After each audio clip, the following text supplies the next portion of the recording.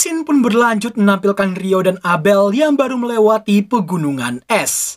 Berkat serbuan para Wyvern sebelumnya, keduanya jadi punya banyak sekali batu sihir yang bisa dijual mahal.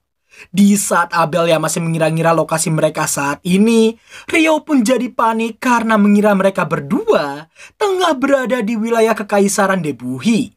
Abel pun meluruskan kekaisaran itu masih berada di utara dari kerajaannya. Melihat Ryo yang sangat bersyukur, Abel jadi mempertanyakan kenapa dia sampai sebenci itu pada kekaisaran. Boku ga kiratte iru no wa teikoku no namae desu. So datta na.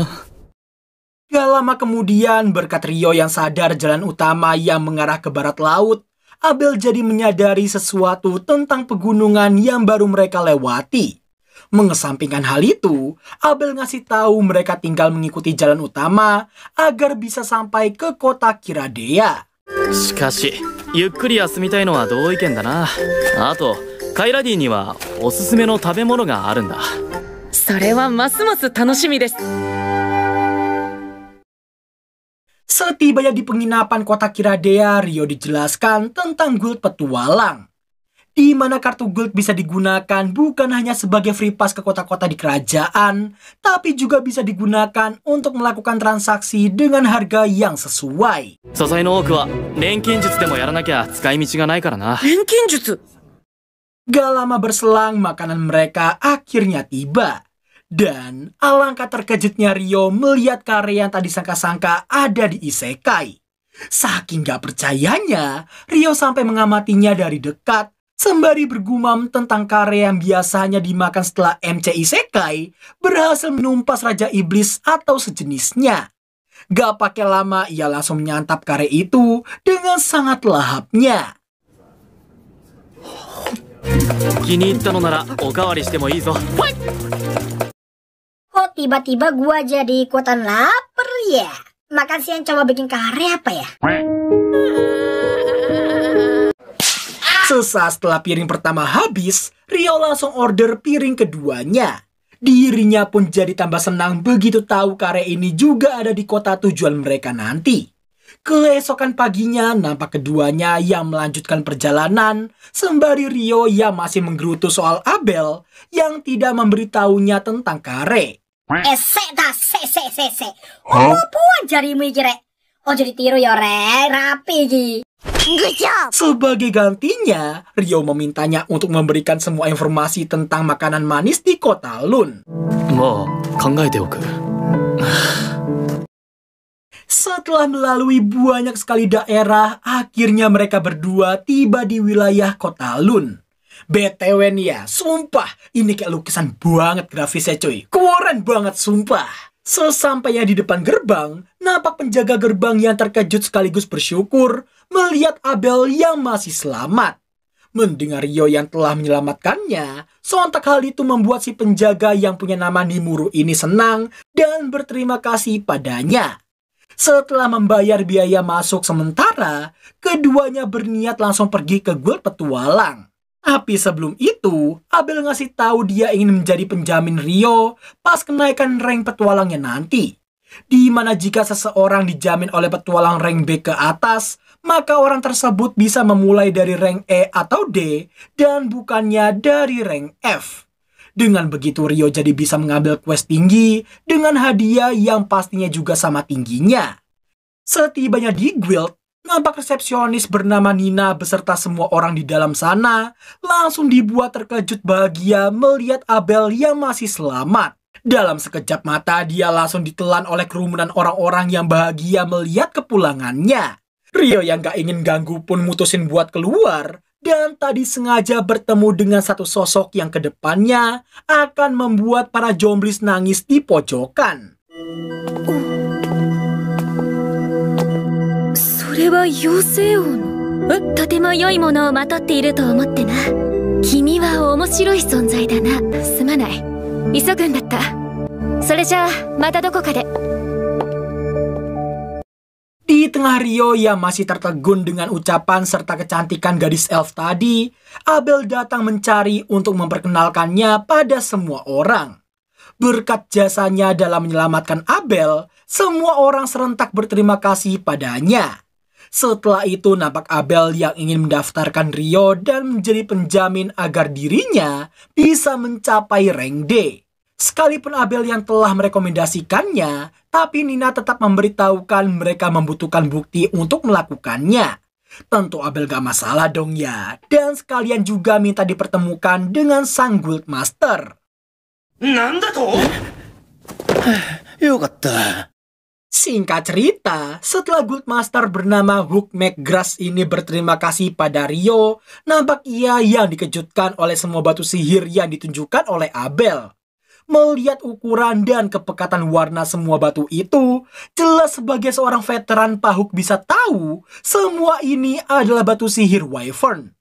Dilihat dari jumlahnya aja, beliau langsung panik takut jika gerombolan monster bengis itu akan menghancurkan kerajaan mereka. Kekhawatiran itu pun langsung dipatahkan oleh Abel yang memberitahunya bahwa mereka berdua telah memburu semua Wyvern di area selatan dari pegunungan Jahanam. Dan ternyata ekspresi terkejutnya Abel sebelumnya itu karena dirinya tak menyangka berhasil keluar hidup-hidup dari wilayah yang dianggap amat sangat berbahaya bagi semua petualang. Berkat hal itulah Pak Hook jadi tidak meragukan kekuatan Rio dan akan menaikkan ranknya sesuai permintaan Abel. 皆さん待ってください。まだお話中で。よかった。デジャブ。お帰りなさい。 Gak lama berselang nampak parti pedang merahnya Abel yang datang untuk memastikan keselamatan ketua mereka. Melihat hal itu, Rio pun diminta Pak Hook untuk melanjutkan pendaftarannya di ruangan lain. Tapi sebelum dia pergi dari sana, Abel mengajaknya pergi ke suatu tempat setelah pendaftarannya selesai nanti. Sin lalu menampilkan Pak Hook yang ngasih tahu parti Abel adalah parti paling terkenal dan juga berbakat di kota ini. Di saat Rio yang masih gak enak jika langsung lompat ke rank D begitu aja, Pak Hook pun menjelaskan bahwa dirinya sangat mengetahui seberapa kuatnya sosok Abel. Maka dari itu ia yakin Abel takkan mungkin bisa melawan Wyvern apalagi yang jumlahnya sampai lusinan. Dengan kata lain, Pak Hook menyadari semua itu pasti berkat adanya Rio di sampingnya. Setelah Nina masuk membawa kelengkapan pendaftaran, nampak Rio yang ditanyai beberapa hal sebelum membuat kartunya. Mulai dari nama, kelas, hingga elemen utamanya. Rio juga ditawari untuk tinggal sementara di asrama Gold selama 300 hari. Selain itu, dia juga ditawari kuliah dungeon yang akan diadakan lusa nanti. Mumpung gratis, jelas Rio langsung mengiyakan tawaran tersebut. Tapi di saat dia yang diberitahu tentang jamnya, sontak Rio seolah terkejut mendengarnya. Selesai wawancara, akhirnya kartu petualang Rio selesai dibuat. どうぞ。これがりょうさんのギルドカードとなります。冒険者登録は終わりました。 Sekeluarnya Rio dan Nina, nampak Pak Hook yang masih sangat lega dan amat sangat berterima kasih pada Rio karena telah mengeluarkannya dari masalah besar yang mungkin akan terjadi. Dirinya kemudian baru ingat harus melaporkan keselamatan Abel secepat mungkin. Sin kemudian beralih ke Rio yang mau diantarkan membeli baju dan juga tongkat sihir. Mendengar hal itu, Rio pun langsung mempertanyakan kegunaan tongkat sihir karena dirinya aja nggak membutuhkan itu sama sekali. Selain itu, dirinya juga seringkali menggunakan pedang untuk jarak dekat. Mendengar hal tersebut sontak membuat Abel terkejut dan penasaran karena Ryo yang tak terlihat memiliki pedang sama sekali. これですよ。いや、それはナイフ。いや、剣なのか。それよりアベルに聞きたいことがあります。実は根本的なことをいろいろ知らないことに気づきました。 Selesai berbelanja dan mendapat sejumlah informasi dasar dari Abel, terungkaplah hal yang cukup menarik.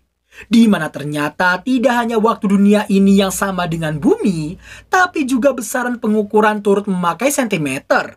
Selain itu, ada juga menara jam dan juga kare.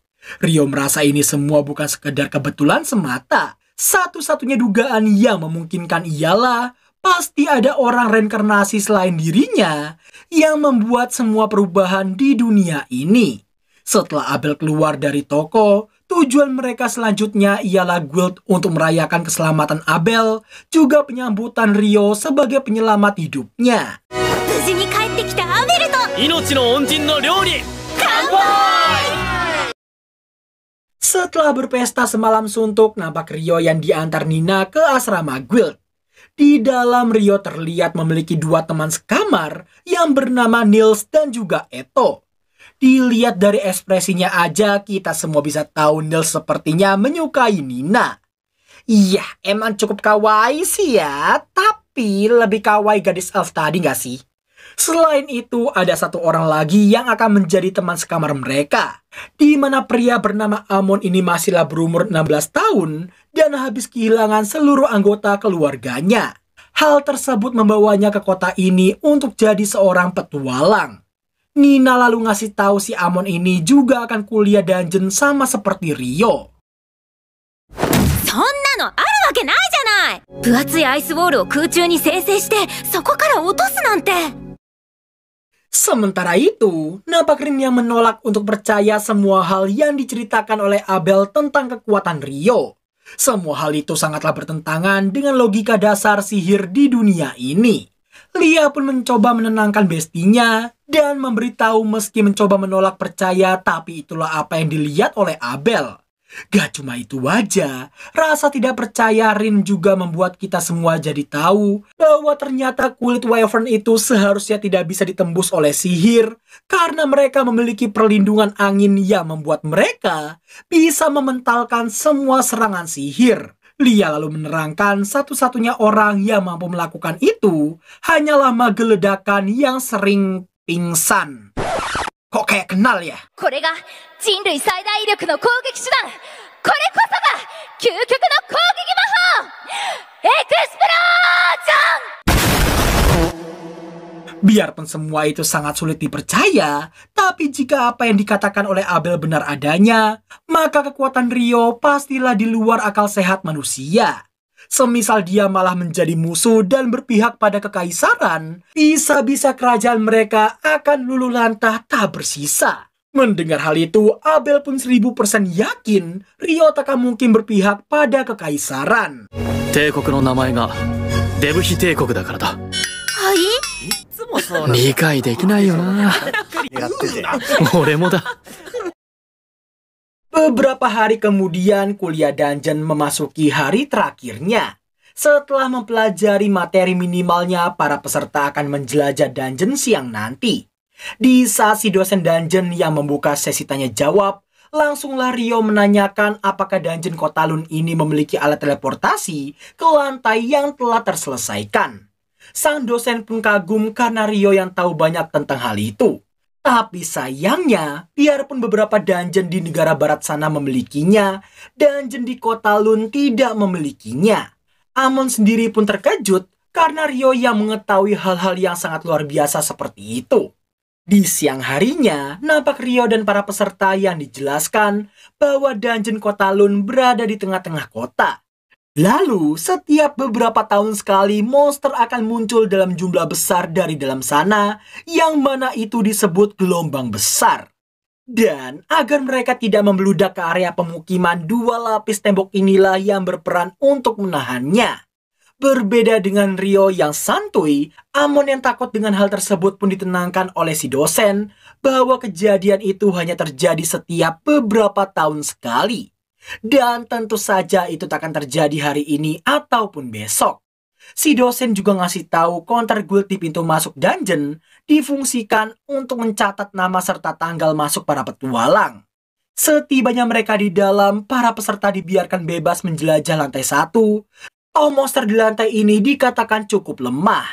Namun gak lama berselang, Rio dan Amon berhenti karena mendapati seekor Soldier Ant di dalam kegelapan.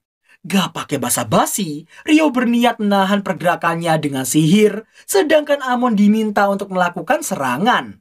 Rio juga memberitahukan kelemahan monster itu yang terletak di area lehernya. Dan その冷徹なる力にて敵を貫け。アイシクルランス8。dalam sekejap mereka berdua berhasil mengalahkan monster itu dengan sangat EZ.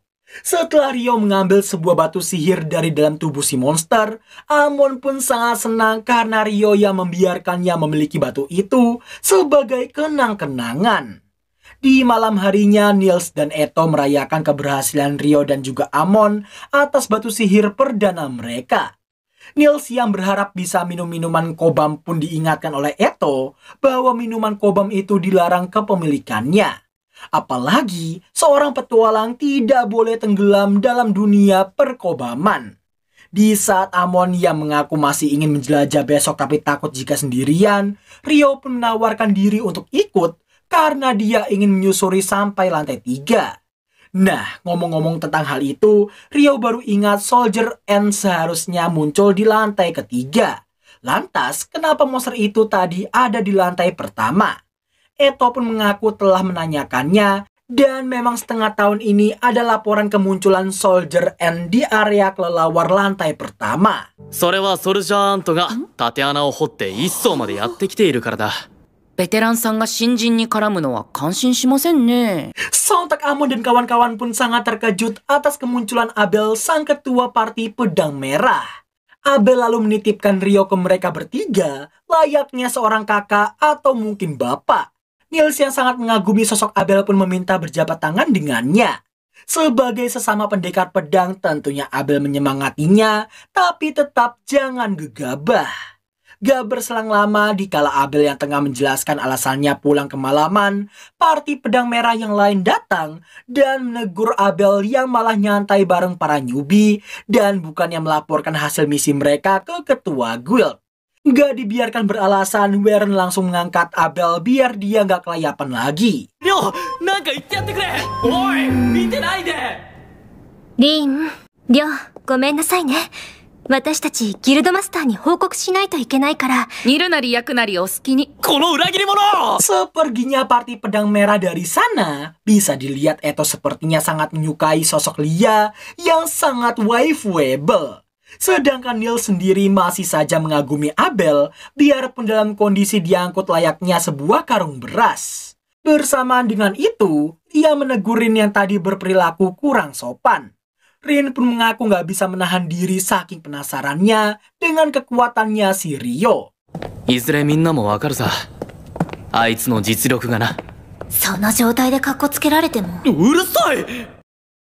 Keesokan harinya nampak Rio dan Amon yang pergi untuk menjelajah dungeon. Di dalam, mereka berdua berhasil mengalahkan 2 monster dogi dengan kombinasi yang cukup bagus.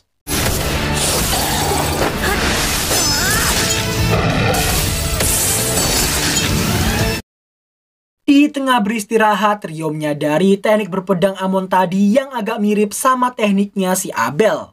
Amon pun ngasih tahu dia belajar aliran fume ini dari seorang petualang di desanya, yang dimana gurunya itu belajar tekniknya dari dojo di ibu kota. Wajar aja jika tekniknya itu sama dengan Abel. Rio yang kelihatannya tahu banyak tentang teknik berpedang, tentunya membuat Amon terkejut karena padahal Rio sendiri adalah seorang penyihir.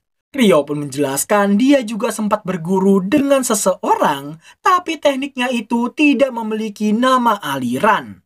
Rio lalu menyarankan supaya Amon terus berlatih dan meningkatkan staminanya dengan cara berlari atau sejenisnya. Rio juga ngasih tahu sewaktu dia bertualang dengan Abel, setiap pagi Abel akan selalu mengayunkan pedangnya. Bahkan untuk seorang jenius sepertinya aja masih terus berjuang tanpa kenal lelah sedikit pun. アベルさんのように努力を続けます。その意気です。 Singkat waktu, hari ini Rio tidak pergi ke dungeon karena harus pergi ke suatu tempat. Dan ternyata dia ingin meminjam beberapa buku tentang alkimia di perpustakaan. Namun di saat Rio yang tengah duduk di taman sembari berharap bisa membeli buku-buku itu untuk dirinya sendiri, tiba-tiba aja area di sekitarnya jadi gelap, yang mana ternyata itu gara-gara gerhana matahari yang terjadi terlalu tiba-tiba. Di saat yang bersamaan, Rio baru sadar dirinya telah masuk ke dalam suatu dimensi misterius. Lalu, tiba-tiba...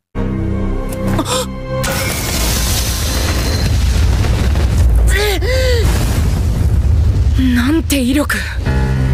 ふむ、人間を取り込んでしまったか。消してしまえば問題なかろう。 Kemunculan seorang wanita bertanduk, berekor, Dan... Katanya tobat. Kemunculan seorang wanita aneh berapi ini jelas membuat Rio sadar sosok itu sangatlah kuat. Dan kemungkinan besar dia adalah seorang iblis. Dilihat dari besar kekuatannya tadi, sepertinya iblis itu setara dengan Behemoth atau Griffin. 魔力で壁の強化。止まれ。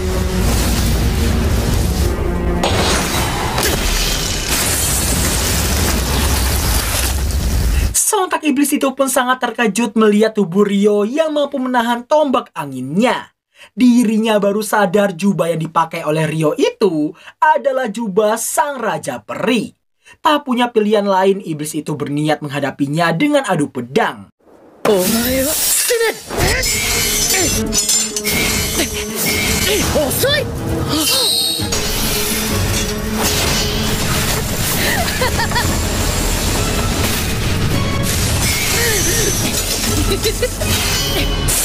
Di tengah sengitnya peradu mekanikan yang terjadi, Rio merasa gerakan pedangnya gak kalah dari sang iblis. Selain itu, defense-nya juga tekan tertembus biarpun terkena serangannya sekalipun.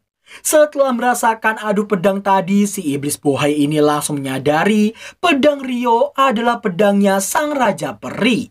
Dirinya jadi penasaran siapakah Rio sebenarnya.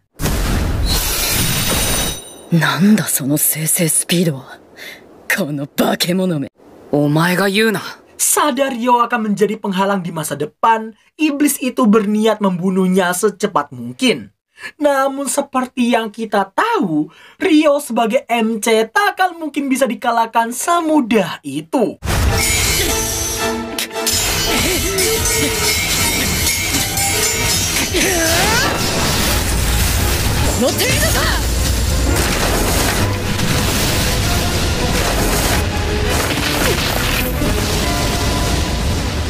Gelo, multicasting nih coy. Udah pasti si iblis takkan menyangka Rio bisa menggunakan multicasting seperti itu. Peradu mekanikan mereka berdua pun semakin sengit. Ditambah Rio yang dikejutkan oleh regenerasi sang iblis yang sangat cepat. Setelah Rio berhasil dipukul mundur hingga membentur tembok, si iblis mengira dia bisa mengakhiri seorang MC. Namun, yang terjadi...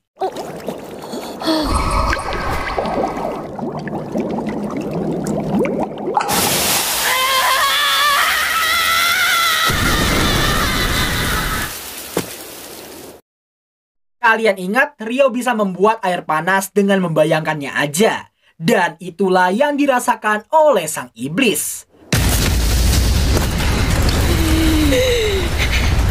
Meski pertarungan mereka lagi panas-panasnya, tapi sayang gerhana matahari akan segera berakhir. Si iblis pun menyayangkannya karena padahal udah sangat lama sejak terakhir kali dia bertarung penuh semangat seperti itu.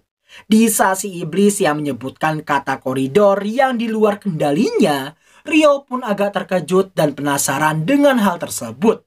Si iblis lalu memperkenalkan diri yang mana ia bernama Leonor Uraka Albuquerque. Albuquerque. Leonor pun terkejut di saat Rio yang mengetahui identitasnya yang seorang iblis. Biarpun dia sangat ingin menghabisinya, tapi apa yang terjadi tadi udah membuktikan bahwa Ryo sangat sulit untuk dihabisi. 二度とごめんですね。これだけの力を持っていれば嫌でもまた出会うことになるだろうさ。我か我らの誰かと。我以外の者に殺されるなよ。亮を殺すのは我だ。ではまた。 Seperginya Leonor sang iblis bohai, Ryo pun senang karena bisa bertahan hidup meski cukup kewalahan. Apalagi jika bukan karena jubahnya itu, udah pasti dia takkan mungkin selamat. Bukannya menenangkan diri dulu, Ryo justru ingin membeli buku sepulangnya nanti.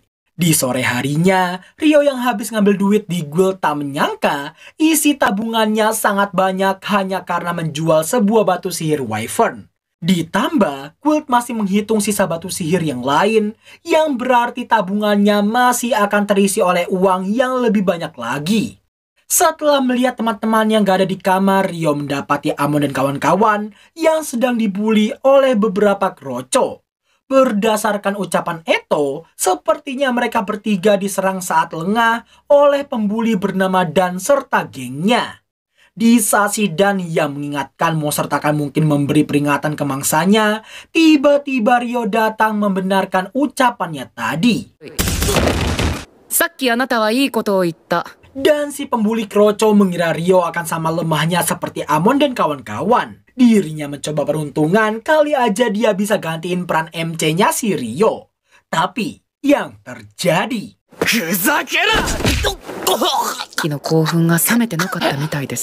Setelah Ryo menyembuhkan Eto yang seorang healer dulu, nampak mereka berempat yang berendam bersama sembari Ryo yang disembuhkan oleh Eto.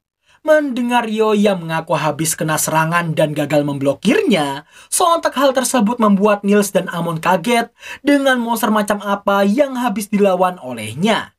Ryo pun berjanji akan memberitahu mereka suatu saat nanti.